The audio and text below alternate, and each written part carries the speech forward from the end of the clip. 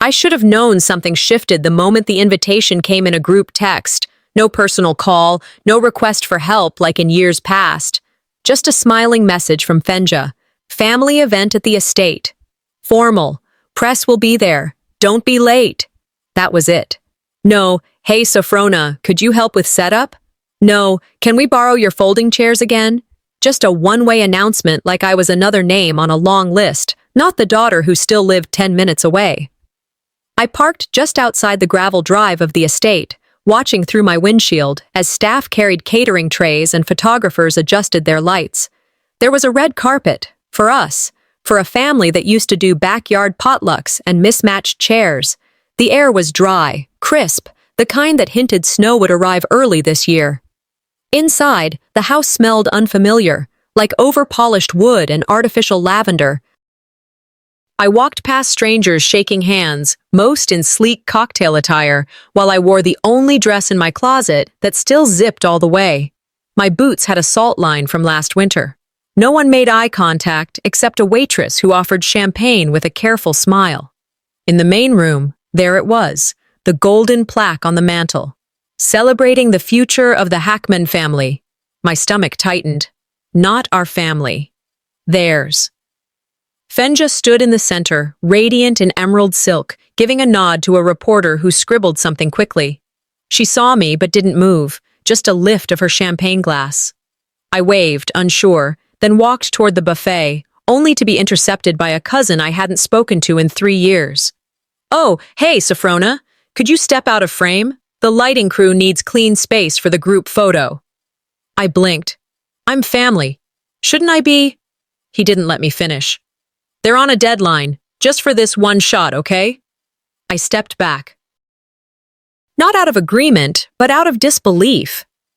The family lined up beneath the chandelier. Mom, Fenja, cousins, uncles, even the pastor who once said I was too bold for a girl. I watched through the camera's viewfinder. The photographer adjusted lenses, framed the shot, and captured the perfect image, without me.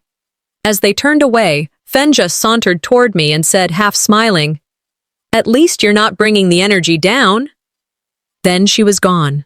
The air inside burned worse than the cold outside. That was when I heard my father's voice in my head, clear as if he stood beside me.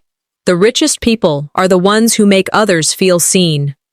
I walked past the framed photo they'd just taken. It was already printed and displayed on an easel. Fenja's caption underneath, "The faces of the future." I wasn't one of them. Dinner was served not long after. The room had been transformed into a long banquet-style setting, draped in linens that probably cost more than my monthly rent. Name cards were placed at every seat. I scanned the table. No Sophrona, not even a misspelled version. I walked down the row again. Nothing. A little girl, my niece, looked up at me and asked, "Auntie, why don't you have a name?" Before I could answer, Fenja chimed in from 3 seats down, laughing lightly. "She's freelance. She floats." A cousin slid over, patting the edge of a chair. "You can sit here if you want," he mumbled, like offering a seat to someone you weren't sure belonged.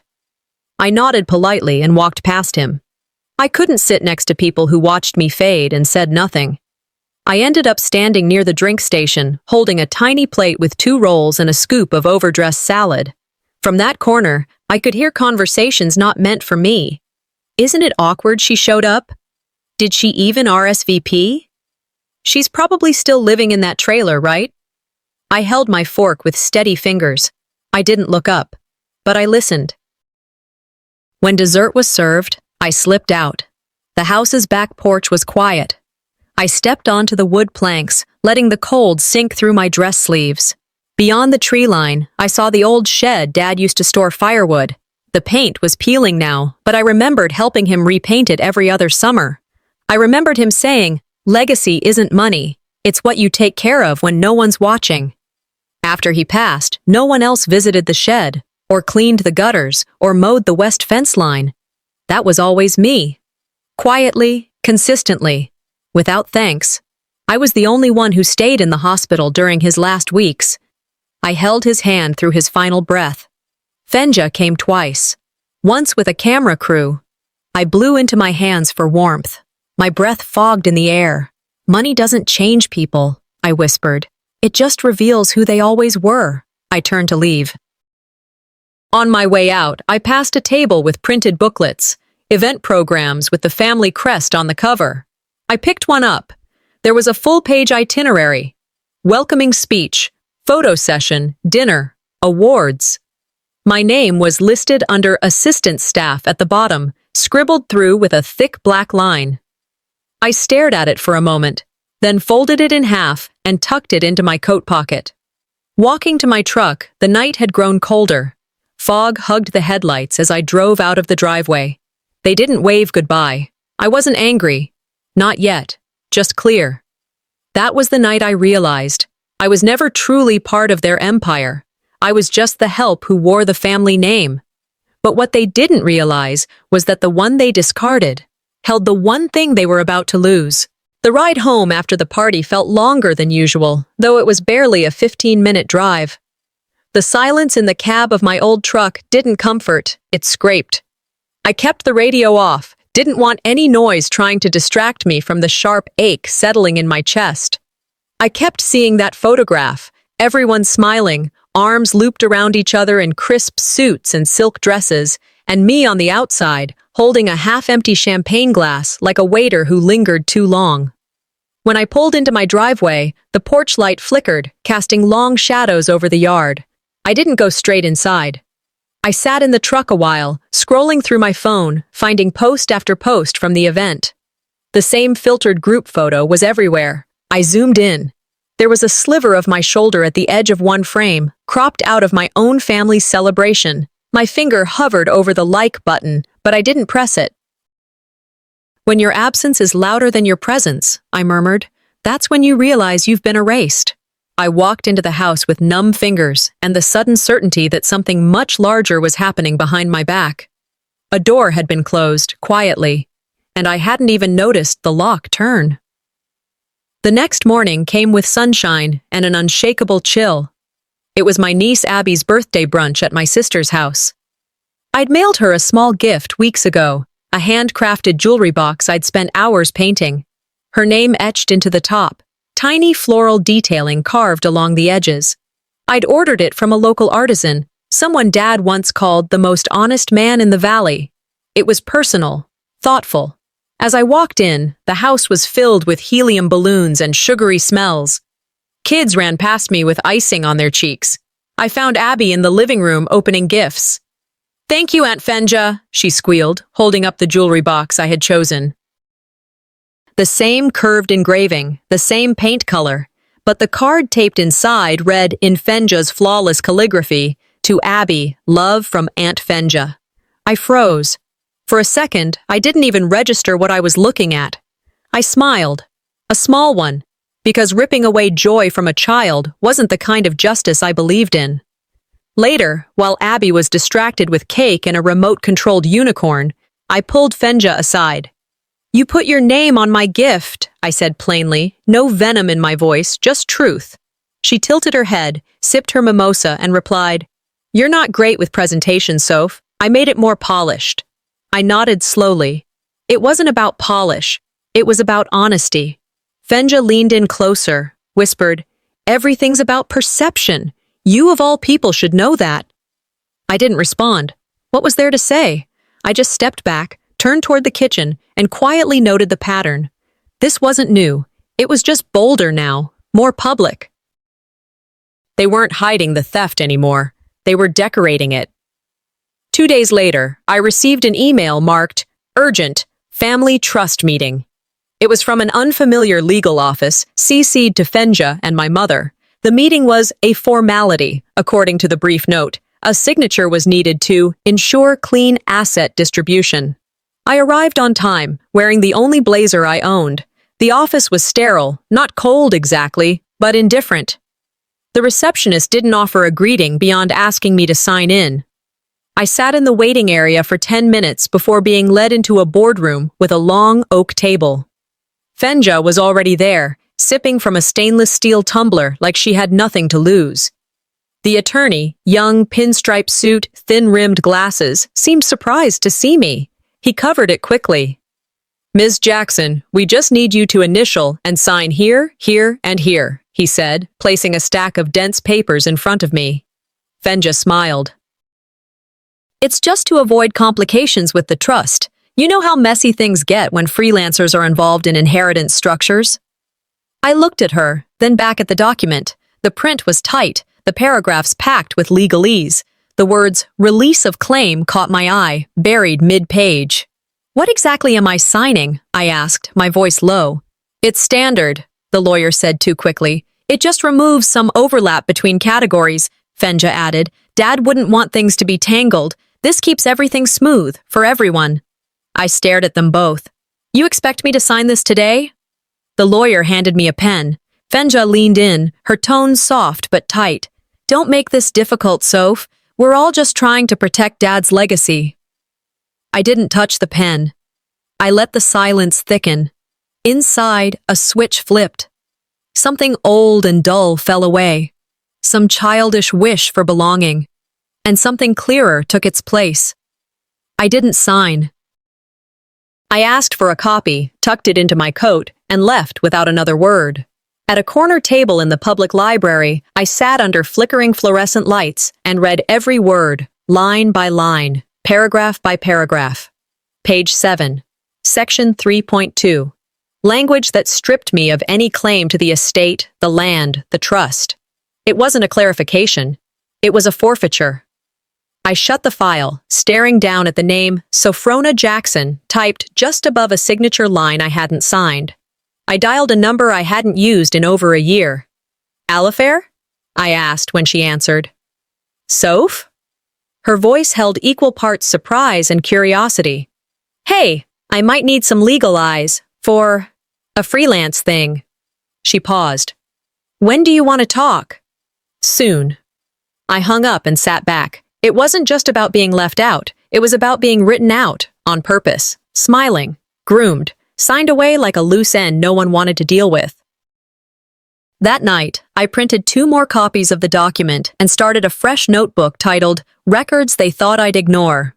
I dug into the bin under my bed where Dad's old estate papers were kept. Not neatly organized, but not lost either.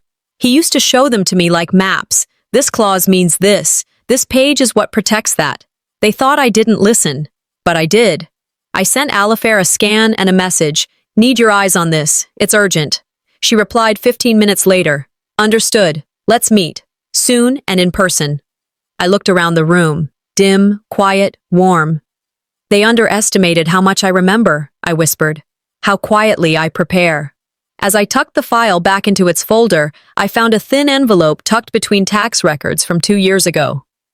On the back, in Dad's handwriting, if they ever try to erase you, don't sign anything before you find the blue folder.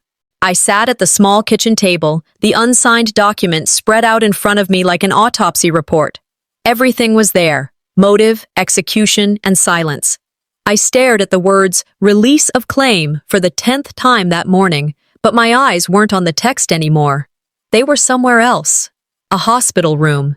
Dim light filtered through the blinds, casting shadows over my father's frail frame. It was late, well past visiting hours, but I had stayed, as I often did. Fenja had come earlier, left after 15 minutes, saying the antiseptic smell gave her headaches. I stayed because that's what daughters do when love has nothing left to prove. He looked at me that night like he knew something I didn't. Reached out, his voice raspy but firm. They won't understand you, he said. But they'll need you more than they'll ever admit. I nodded, unsure what he meant. You're the only one who doesn't want anything from me, he continued. That's why you deserve everything. I wanted to respond, but he wasn't done. If they ever turn on you, and I hope to God they don't, but if they do, walk away with your head high. Let their inheritance be their inheritance. Your peace is yours alone. Those words became the floor under my feet. Even now, as I sat in silence with betrayal circling like wolves, that memory was my warmth, my anchor. His truths didn't come with court seals or legal weight, but they held more authority than anything that lawyer could ever type on his polished desktop. When Sunday rolled around, I felt a strange sense of clarity. Fenja's message arrived at 8:15 a.m. Sharp. Family brunch at the lodge. Unity is important right now. Hope you can make it. No explanation, no apology, just another one-sided expectation dressed up as inclusion. I dressed simply. Dark slacks, a fitted sweater, nothing flashy. I arrived 5 minutes early and parked on the far end of the gravel lot. As I walked in, I could already hear the hum of forced laughter, glassware clinking, that familiar tone of curated warmth. I entered the dining hall to find a long table stretching nearly the length of the room, adorned with white linens, brass cutlery, and floral arrangements that reeked of performative grace. Everyone was already seated. Fenja stood at the head, raising her mimosa. "Let's all remember," she began, "that families thrive on order and knowing their roles. Chaos is what happens when people forget where they belong." A few people chuckled, unsure if they were supposed to. She continued, letting her gaze skim over the table, stopping briefly at me. "Some people force their way into legacy," she said, voice syrupy. "They seep in through the cracks, like sewer trash." The words hit the room like a shattered plate. Utter silence followed, except for the dull clink of a dropped fork. No one moved, no one spoke. A cousin looked down at her lap. Another took a long sip of orange juice. I didn't move either. Not at first. My body registered the words, but my mind was still catching up. My ears rang like I'd been slapped. I stood slowly. Fenja didn't even look surprised. If anything, she looked relieved, like she'd finally said what she'd been thinking all along. I didn't say a word. I didn't cry. I simply gathered my coat from the back of the chair, though I'd never been invited to sit, and walked out. The doors closed behind me with a gentle thud. Outside, the air was sharp, and I welcomed it. My steps were even. I walked past the row of SUVs, past the decorative garden Fenja insisted be installed in Dad's honor, though he hated ornamental landscaping. I walked until the brunch laughter was a distant echo, until I couldn't hear them, or her. I drove home without the radio on. No need for distractions. I needed to remember every second of what had just happened, because it mattered. Because people get away with cruelty when no one documents it. At home, I sat on the edge of my bed, phone in hand. I opened the group chat labeled Family Threads and tapped Leave Group. I deleted the contacts of every person who'd sat in that room and said nothing. "It wasn't that they said it," I whispered, staring at the blank ceiling. "It was that they believed it, and no one corrected them." I texted Alifair. Me. "I'm ready to talk. Tomorrow?" Her. "Of course. Come by whenever you're ready." I didn't reread the legal papers that night. I studied them, underlined language, highlighted loopholes, wrote down questions. I wasn't going to be baited into emotion again. This wasn't about feelings.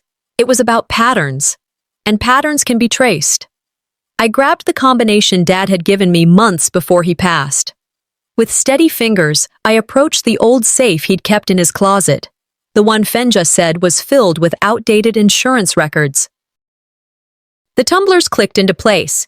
Inside sat a single envelope, cream-colored, slightly curled at the edges, written across it in my father's handwriting, "For her eyes only."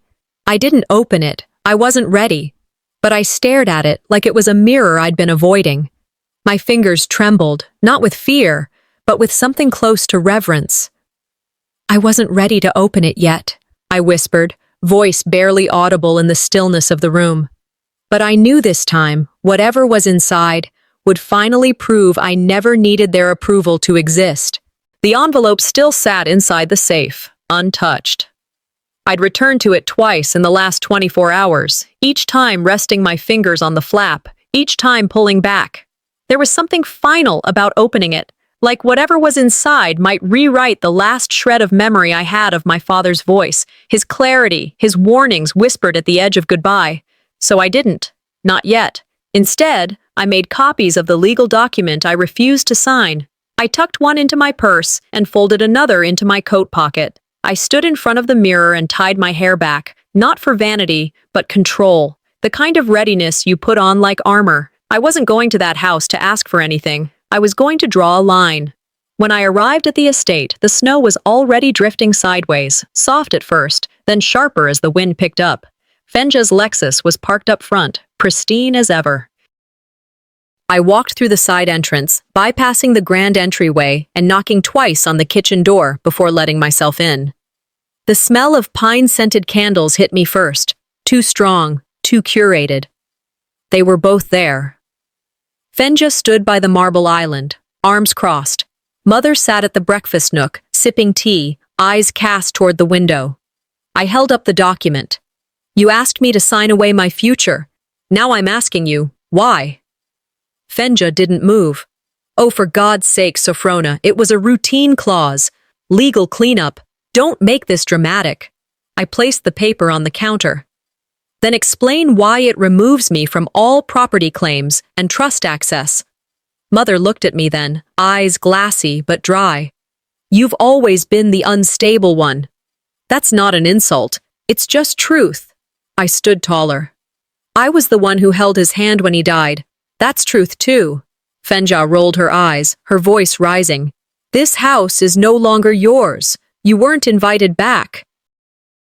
You keep inserting yourself into things that have moved on without you. Because I lived here? I asked. Because I did the work no one else wanted to? Because Dad trusted me? Fenja's tone snapped like a brittle branch. You want credit for being loyal? Newsflash. Loyalty doesn't make you a stakeholder. The silence that followed was thick.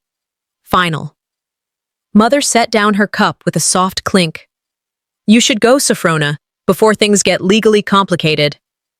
I picked up the document and walked toward the back door. You're not scared of me. You're scared of what I might know. Fenja gave a forced laugh. Oh, please, you're barely holding it together. I opened the door. The wind hit me like a slap. I turned around one last time. No coat? Mother asked casually, almost confused. I didn't answer. They didn't stop me.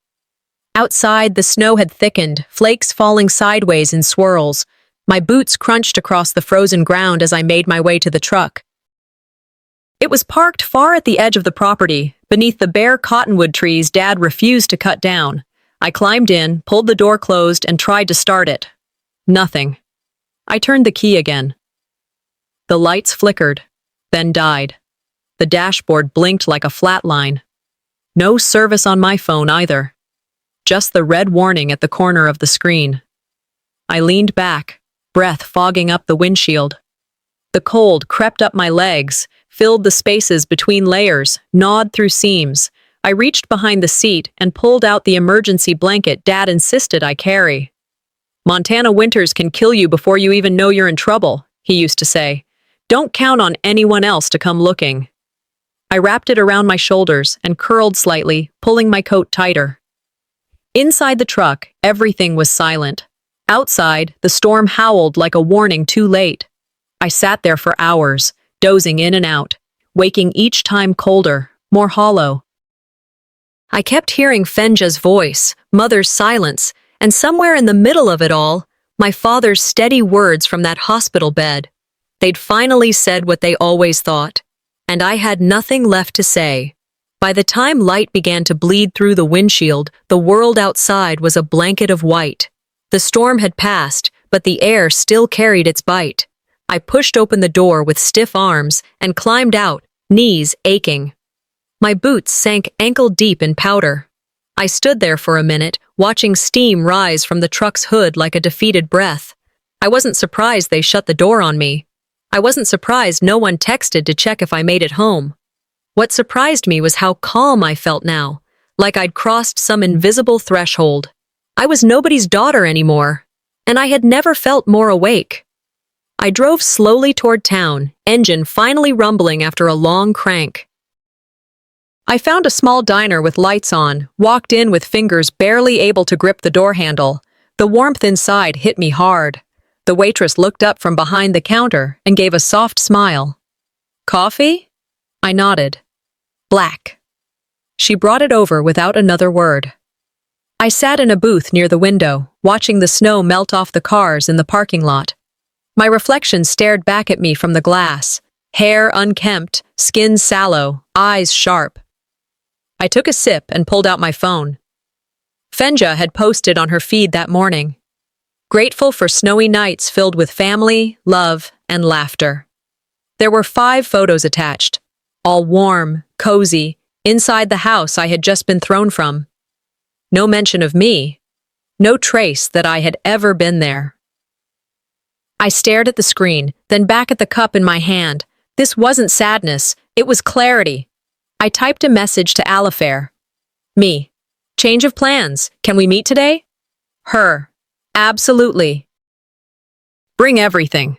I looked out the window again, past the parking lot, past the dripping icicles, into something bigger. They pushed me out in the cold. I was about to light a fire they couldn't control. The warmth from the diner wasn't just physical. As the snow melted off my boots and pooled beneath the booth, I sat watching steam rise from my coffee like it was some sort of divine smoke signal. Across the room, a mother wiped syrup from her daughter's cheek, both of them giggling over pancakes. It stung a little, but didn't pierce. I stirred my coffee slowly. Something bitter had started to taste like resolve. I hadn't spoken since leaving the estate, but the silence wasn't empty anymore. It was strategy. I unlocked my phone. Alifair had replied. Alifair, meet me in 20, you know where. I paid the bill, left a decent tip, and stepped back into the cold, the wind gentler now. Montana had a way of softening right after it bruised you. Alifair's office was tucked behind a hardware store, more like a converted cabin than a law firm. No marble floors or cold receptionists, just a space where real conversations happened. I parked, took a breath, and walked in. She stood as I entered, arms out for a brief hug. You look like hell, she said.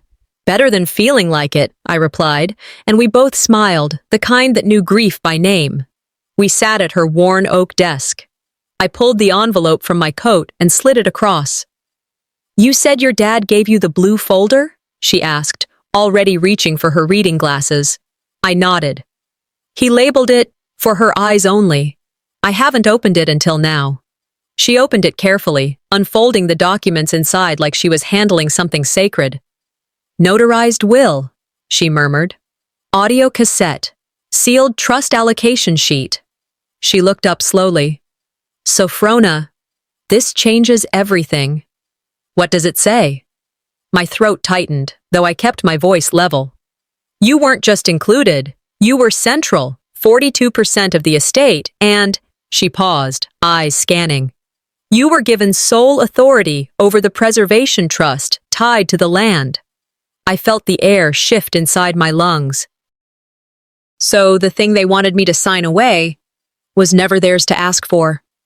My father had protected me the only way he knew how, through precision, not promises.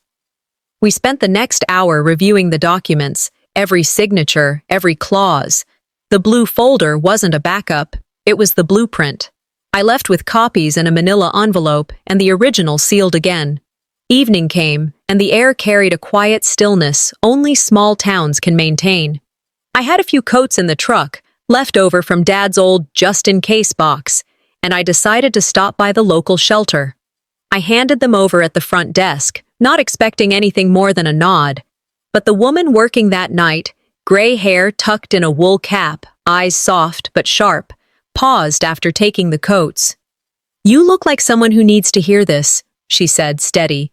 You deserve better than what they gave you. I didn't respond right away. Something caught in my chest. Thank you, I said, voice quieter than I intended. She nodded once and turned back to her work. On the drive home, her words echoed louder than anything Fenja had shouted. That stranger didn't know a thing about my history, but she saw something real, what they all had chosen to ignore. I parked in the driveway, shut off the engine, and sat in silence.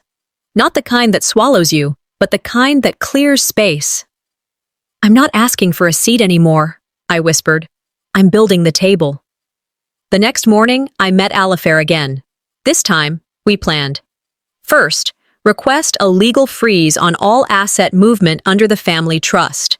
Second, initiate document review with a forensic expert to verify signature forgery on the papers they tried to pass off. Third, file a motion with the court to enforce the true will and trust document as the binding legal directive. They're not going to like this, I said. They don't have to, Alifair replied. They think you're weak. That's exactly why you'll win. I don't want revenge, I said. I want resolution, with receipts. We worked through lunch, highlighting sections, building timelines, crafting statements. Every page I marked felt like regaining inches of stolen ground. Before I left, she handed me a folder with a post-it stuck on the front. Operation Turnaround.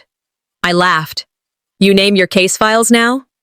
Only the ones that matter. I tucked it under my arm and left. At home, I cleared a space on the kitchen table and laid out everything. The will, the trust sheet, Dad's cassette, the forged papers Fenja handed me, my notes. I wasn't drowning anymore. I was assembling. Dad's cassette tape was old, but I had a small player I kept for sentimental reasons. I slipped it in and pressed play. His voice filled the room, warm, gravelly, unmistakable. If you're hearing this, he said, I didn't misjudge you. I always knew.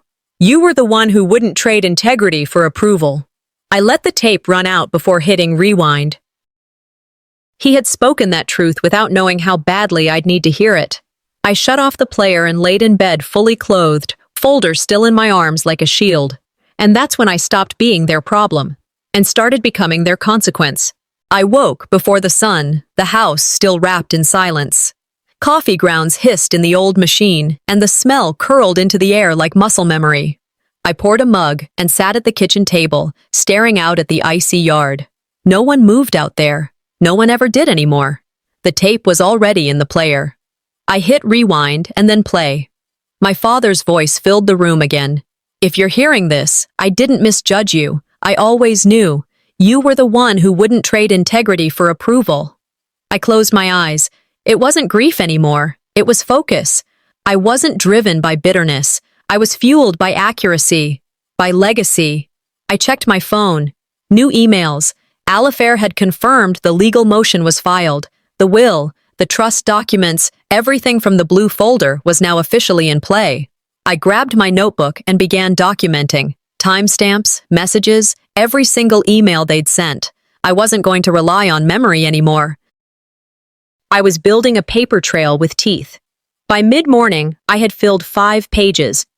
That's when my phone vibrated off the edge of the table. I caught it before it hit the floor. First call, Fenja. Second, Mom. Third, blocked number. Then another. Then 6 in a row. I watched them light up the screen like flares. I didn't answer. I just sat back and let the buzzing speak for itself. Voicemail notifications stacked like snow. Curious, I tapped the most recent. Mom's voice, thinner than usual. Sophrona, sweetie, can you please call me back? There's been some confusion. We need you to clarify something. The next was Fenja, brittle but trying to sound polished. Look, I don't know what you think you've done, but it's fixable. Let's not escalate this, okay? This doesn't have to get ugly. I laughed. Just once. A sharp exhale that felt too dry to be humor. I scrolled through the rest. Cousins. The family lawyer. Even the pastor who hadn't called since Dad's funeral. And then I opened social media. That was when it clicked. A local business account had reposted a screenshot of a group chat claiming assets under review, followed by vague murmurs about trust violations. Another shared a headline from a regional news outlet. Contested will freezes Hackman estate. The wheels were turning, and they were grinding louder than they'd expected. They were scared. I picked up my pen and wrote in capital letters, "When the powerful start panicking, you've touched the nerve." I didn't call them back. I didn't reply. I took notes instead. That evening, when the sun dipped behind the ridge, casting everything in that golden blue hue Montana saves just for the defiant, I unlocked the safe again. There was still one envelope left, sealed, slightly thicker than the first. I opened it slowly, careful not to tear anything. Inside was a dated letter, 4 months before Dad passed. The ink still sharp, like it had waited for the right moment. Beneath it, a second cassette tape and a notarized witness form. I sat back, reading the letter.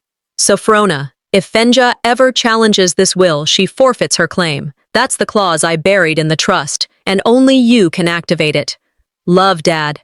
I pressed play on the second tape.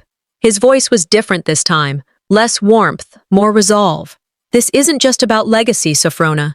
It's about protecting the one person I know won't trade blood for greed. You're not a contingency plan. You're the firewall.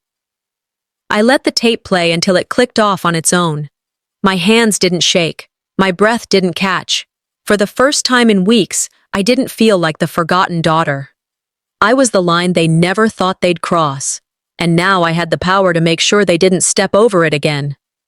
I walked to the living room, cleared off the old corkboard I used for reminders and recipes.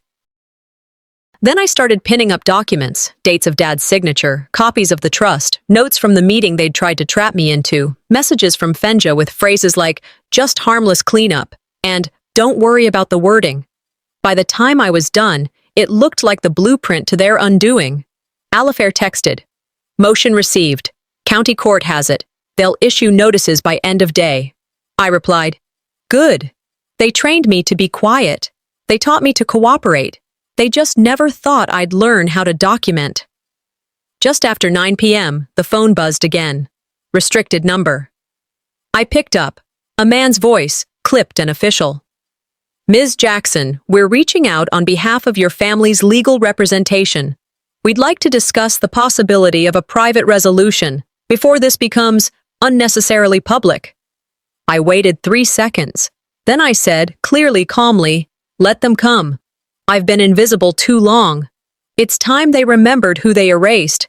By the time the coffee cooled on Alifair's desk, I'd read through every line of the injunction 3 times, not out of confusion, out of certainty. This wasn't war. This was history control. And I wasn't preparing to fight. I was preparing to document it before they rewrote it again. "They'll come to you now," Alifair said, sliding a folder toward me. "Not out of guilt, out of fear." I nodded. "Then I won't give them the luxury of panic. I'll give them paperwork." Just as I gathered my files, a knock rattled the front door.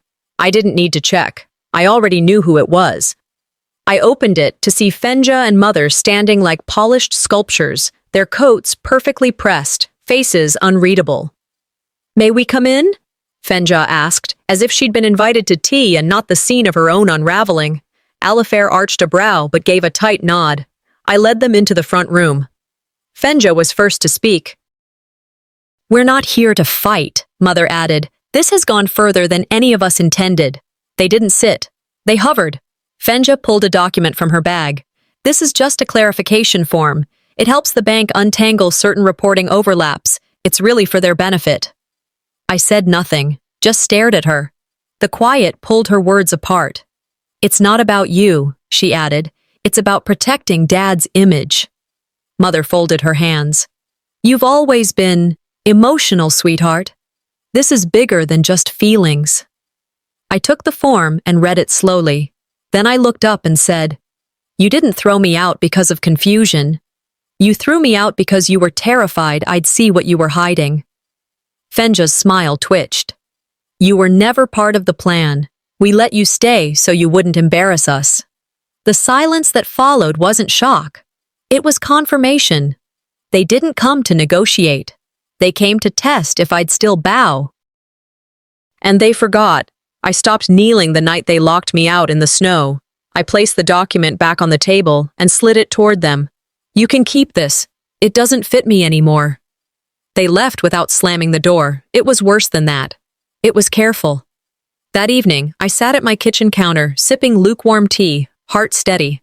For the first time in weeks, I felt the weight of calm strategy pressing in where anger used to live. Then I remembered something. Months ago, when I first moved back into the house, I'd had the old security system reactivated. Quietly. Just in case. I pulled up the app on my phone and began reviewing footage from the kitchen. Sure enough, while I'd stepped into the bathroom during their visit, the camera above the cabinets had kept rolling. On screen, Mother leaned in close to Fenja. Her voice, though soft, was unmistakable. "If she signs, we're clean. If not, we let the media spin her as unstable." Fenja didn't hesitate. "She's a loose end, not family." I paused the video. The blood drained from my face, but not out of shock, out of precision. I hit save to device. Then I sent it to Alifair with a message. Exhibit A. Her reply came in less than a minute. We'll use it, every single word. The next morning, I filed a private injunction on all financial movement involving the family trust, citing attempted coercion. Alifair prepped a motion with the recording attached. I didn't post online. I didn't whisper to cousins. I didn't need the audience. I walked to the same diner as always, took my seat by the window, ordered black coffee. The snow outside was quiet, steady. I watched a child make a snow angel while her father waited nearby with the car running. I stirred my coffee. I wasn't angry anymore. I was precise, and they weren't family anymore. They were data points in a case file. That night, just before bed, my phone buzzed. Blocked number. I let it ring twice before answering. You think you've won? Fenja's voice, disguised but undeniable. You don't even know what you're inside of. I smiled. No, Fenja, you're inside a case now. I'm just the one pressing charges. And the part that made me smile, I hadn't even played my strongest card yet. The invitation didn't come from Fenja. It arrived via email from the family's attorney. That, in itself, was all the context I needed. No heartfelt note, no explanation, just a subject line. Family tribute dinner, attendance requested. It was scheduled for a Saturday night in a rented banquet hall downtown that looked more like a wedding venue than a space to grieve or reconcile. Marble floors, gold-rimmed stemware, a 3-course menu printed in italicized fonts, all appearance, no affection.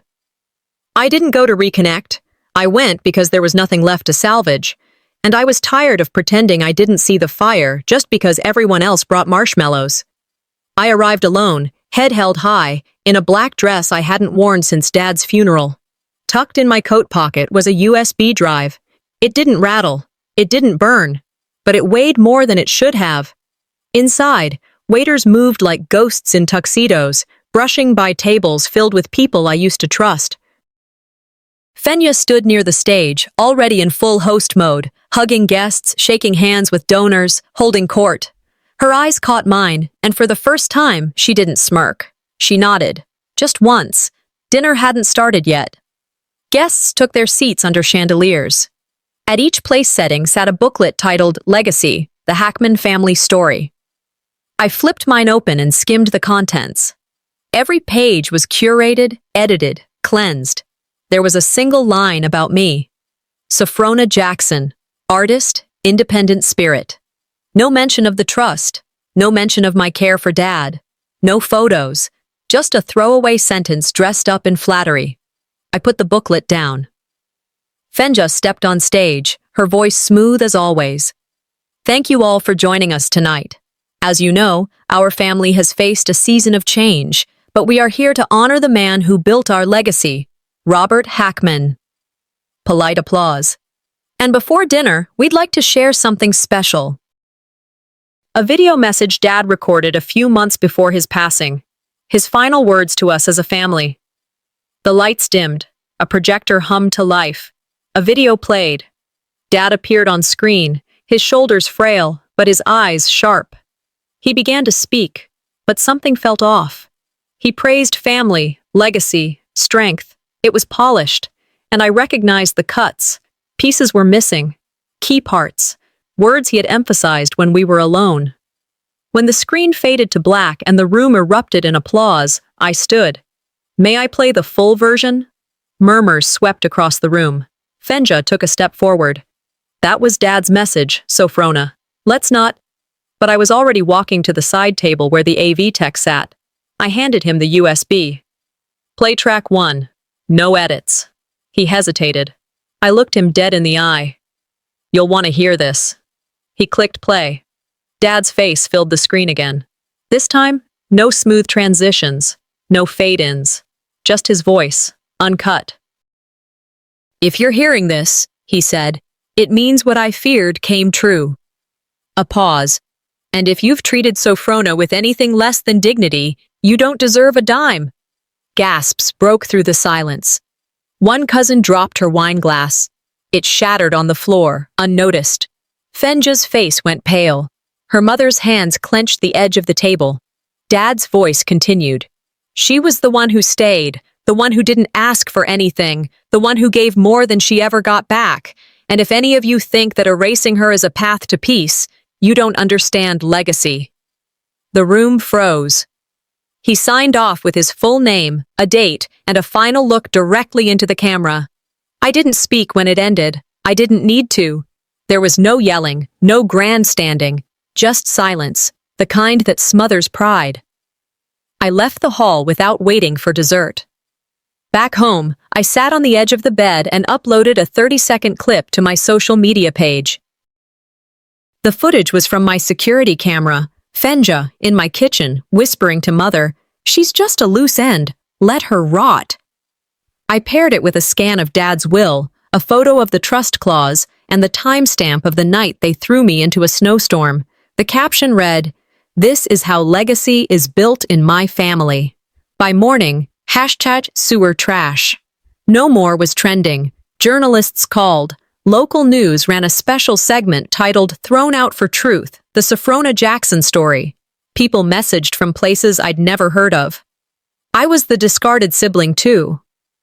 "Your story saved me from signing something I didn't read." Fenja posted a vague apology about deep family pain and privacy. Her comments were disabled within an hour. I didn't feel triumphant. I felt done. I sat in my now-cleaned trailer, sipping tea, watching the inbox flood. Not with hate, but with grief. Recognition, relief. I wasn't a hero. I was just someone who finally stopped letting guilt write my silence. I read one more message before shutting my laptop. "I never knew people like you existed." I whispered. "Neither did I." The phone rang. It was Alifair. "There's motion in court," she said. "They want to settle quietly."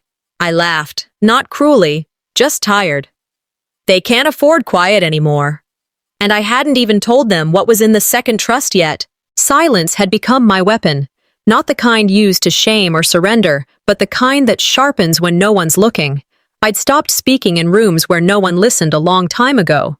And now that silence had written my signature on a courthouse document. The notification came in a plain envelope. Legal, precise.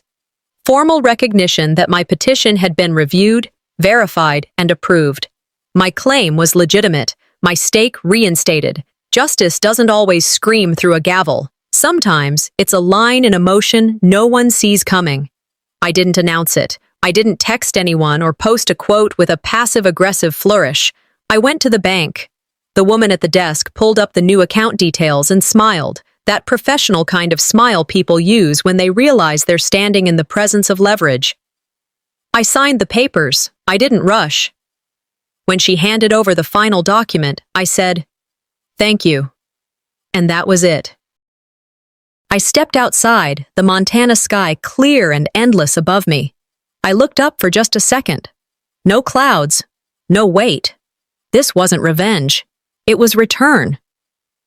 I drove home with the windows down, heater on full blast. The wind tangled in my hair like it had been waiting to be let in. A radio station played an old Tracy Chapman song, something about promises and open roads.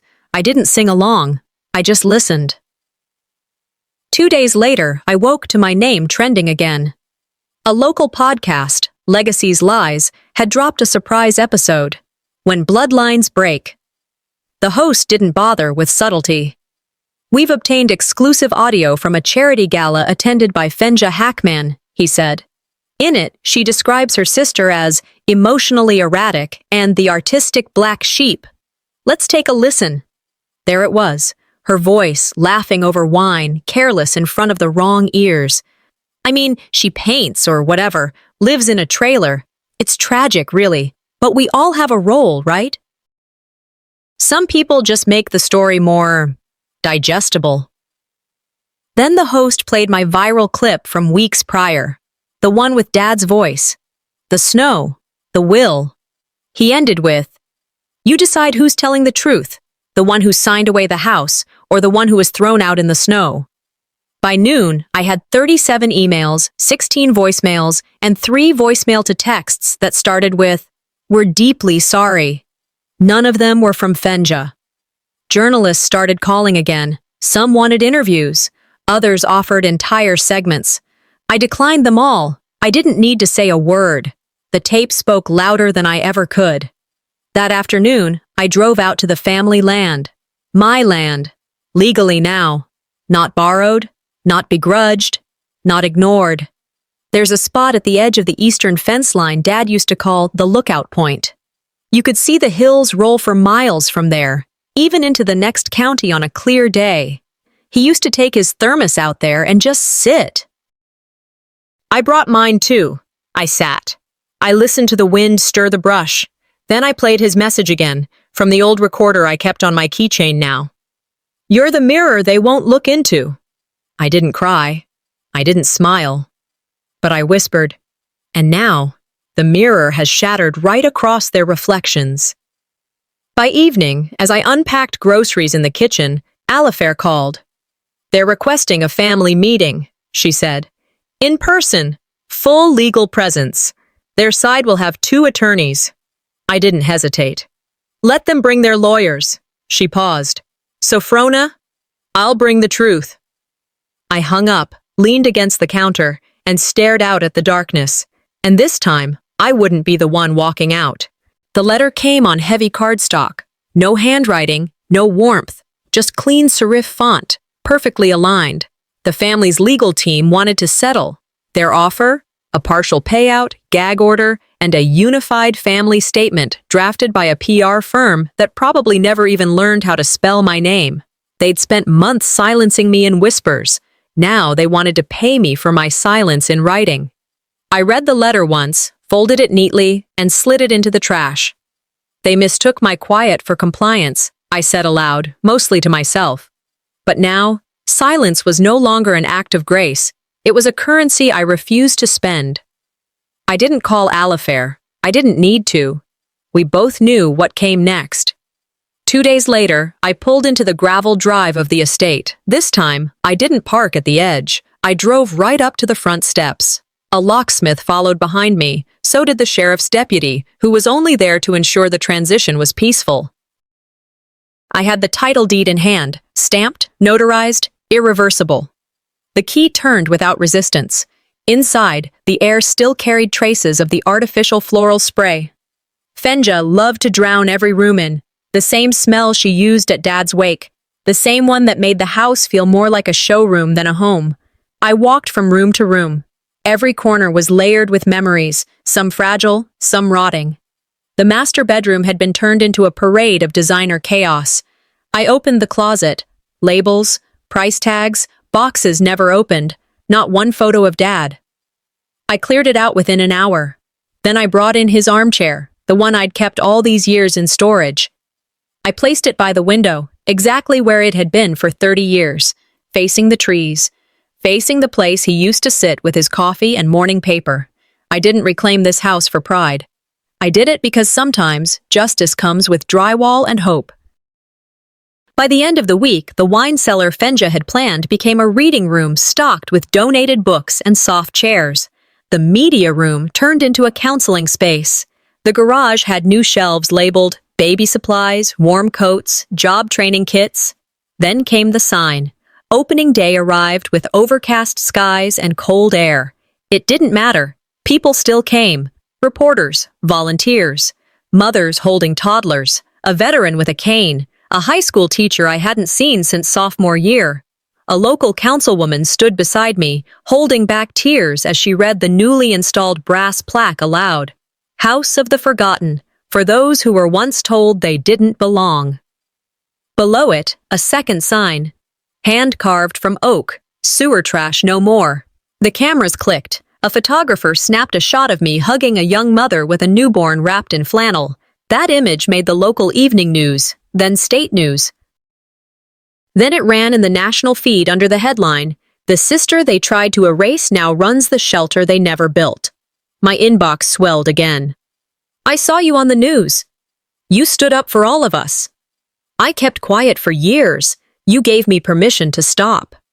My voice didn't echo anymore. It rang. It warned. And it welcomed. That night, Fenja went live on social media. A shaky live stream. She was in some studio-looking space, lips glossed, face strained. She claimed the audio clips were taken out of context, that family matters are complicated, that we all say things we regret. The comments rolled in faster than she could delete them. I didn't respond. Instead, I sat in the new reading room, a mug of tea in hand, watching a boy read Charlotte's Web out loud to his little sister. I walked to the fireplace and placed a framed photo of Dad right on the mantel. Just him, smiling. No filters, no edits. Legacy isn't what you leave behind. It's what you restore when no one thinks you can. Just before midnight, Alifair texted. Alifair. They filed a motion to dismiss the original will, claiming Dad was coerced. They're taking it to trial. I stepped outside into the cold and stared up at the sign one more time. My fingertips traced the word forgotten, carved in brass. If they wanted war, I whispered. I had no weapons, only proof. And that's always enough. The envelope arrived midweek, stamped with a law firm's name I didn't recognize. Inside, a letter thick with legalese and the familiar stench of desperation. They were challenging Dad's mental capacity at the time the will was signed. I read it once, then again. Each line was a dance of technical phrases aimed at one thing, erasing what had already been made clear. Even now, they couldn't speak plainly. Everything had to be masked under paper, clauses, and spin. I looked up from the letter and into the laughter spilling from the reading room down the hall. A boy was trying to convince another to trade books. One of the mothers I'd helped just last week sat nearby, correcting grammar on a scholarship application. I folded the letter and tossed it on the kitchen counter, unreadable ink face down. I wasn't fighting for ownership anymore. I was protecting peace. Later that day, I met Alifair in her office. She poured us both tea instead of coffee, a subtle nudge to keep this meeting grounded. They're going to trial, she said. We can fight this hard, call witnesses, go after them for damages. You'd win, I have no doubt. I took a breath. I know. But, she prompted. I stared at my hands. But I don't want to drag this any further. She leaned back. You sure? Dad said something once, I murmured. You don't need to win every war. Just live in a way they can't deny your strength. She nodded slowly. That's not weakness. That's design. I made my decision right then. No countersuit, no press conference, no dragging them through the dirt they willingly buried themselves in. I wrote a short statement for the press. It read, I forgive what doesn't deserve forgiveness, not because they changed, but because I did. The media picked it up fast, but this time the tone shifted. Headlines leaned toward reflection, not scandal. The drama lost its steam. People stopped asking who won and started asking what came next. A week later, a letter came in the mail. Not typed, handwritten, slanted and tight, from Fenja. I don't know if you'll ever believe me, but I thought I was protecting the family from shame. I was wrong. I read it twice. Didn't cry. Didn't tremble. I walked to the back of the house, opened the drawer labeled Closed Chapters, and slid it inside. Some things you respond to, some you simply outgrow. That letter was both. Days blurred into calm. The shelter thrived. A mother I'd met through a food bank was now volunteering at the check-in desk. She greeted each person like they were arriving home. A retired Marine offered to fix the roof for free after he'd overheard one of the pipes was cracked. Then he showed up every Tuesday just to tinker. One afternoon, a young woman stepped inside with 2 kids in her arms. Her coat was threadbare, her voice low. I saw your story online, she said. I left with nothing, but I figured, if you made it out. I didn't let her finish. I handed her the guest key. You're safe now. That night, I walked into the admin office, lifted a small frame, and hung it over the desk. Dad's words, etched in soft silver. The legacy isn't what we leave behind. It's what we prove can't be taken. I sat for a while. No laptop, no music, just the sound of someone vacuuming down the hall and a kettle whistling faintly from the kitchen. I never needed to rebuild my name. I just needed to stop letting others sign it for me. That Sunday, I did something I hadn't done since everything began. I drove out to the cemetery. No flowers, just a folded piece of paper and a quiet heart. The sun was out, but the wind stayed cold. The kind of cold that reminds you life keeps moving whether or not you're ready. I walked to Dad's headstone, knelt down, and placed the letter from Fenja at its base. I weighed it down with a small, smooth stone. "Let her words rest," I whispered, "where your truths always lived." I stood slowly. My coat flapped in the breeze, the trees behind me creaking gently like they'd heard something worth remembering. And if they ever wondered how far I'd come, this time, they'd have to look behind them. The courtroom was colder than I expected, not in temperature, but in tone. Fenja arrived flanked by 2 lawyers. Our mother followed, wearing the same tight-lipped expression she'd worn to Dad's funeral. They sat in their row, stiff, rehearsed. I walked in without fanfare, just Alifair behind me and a folder in hand. They brought strategy. I brought truth. Before the judge spoke a word, I could feel the weight in the room. The air shifted the moment Alifair filed the supplemental trust clause, the one no one expected, not even the opposition. The silence wasn't just procedural, it was recognition. This clause had been sealed in a separate folder, only to be activated under very specific terms. And those terms had just been met. It stated that any party who challenged Robert Hackman's mental fitness posthumously would forfeit their entire inheritance, irrevocable, final. The judge scanned the language, paused, then nodded. Alifair slid over a notarized audio clip, Dad's voice reading the clause aloud, verified by his physician weeks before his passing. Medical records supported his cognitive clarity. Fenja didn't move. Our mother blinked too fast, her hands tightening into fists around the court bench. The gavel didn't bang. It didn't need to. The ruling was clear. They had disqualified themselves. I didn't gloat. I didn't even glance their way. This wasn't revenge. It was realignment. And they had realigned themselves right out of everything. Outside the courthouse, I stepped toward the small crowd of reporters who'd gathered like cautious birds. One leaned forward. "Ms. Jackson, do you feel vindicated?" I looked at the microphone, then past it. My voice didn't waver. I didn't win today. Integrity did. And if you ever feel erased, I hope you find the courage to write yourself back in. I walked away before another question could be thrown at me. That evening, back at the shelter, we hosted a gratitude dinner. Nothing fancy. Lasagna, pie, a slow playlist of jazz. Guests laughed, kids ran through the hall barefoot.